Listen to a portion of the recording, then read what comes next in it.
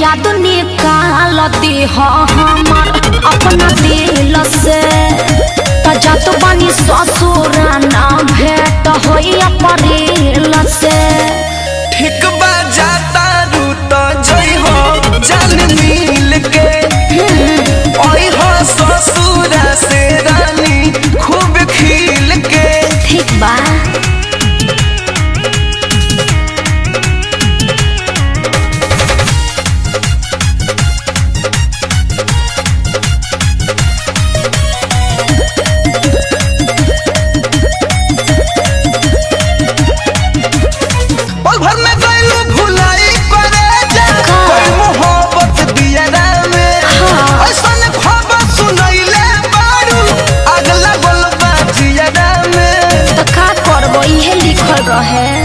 नवंबर दिसंबर जनवरी ले अभी नैहरे में बानी हो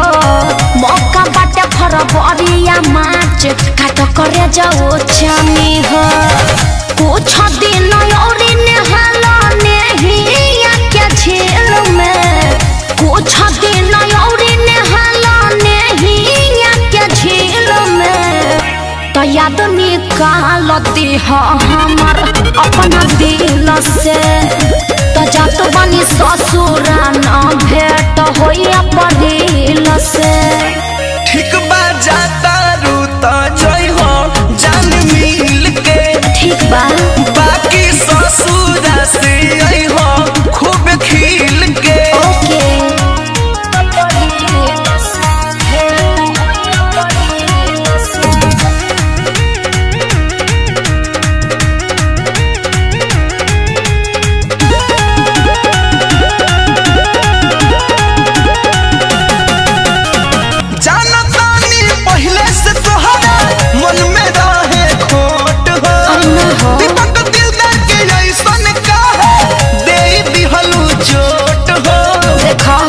गलत मत समझना क्रिया खा के कहत बानी जाइब न हम हो बदल हो तोहरे लाजी अब मरब अखिलेश बीरबल हो कुआर रहनी जबले मजा देनी सच फील से कुआर रहनी जबले मजा देनी सच फील से तो याद निकाल दे हमर अपना दिल से तजात बनी ससुर न भेट होइया परिल से ठीक बा जाता रू तो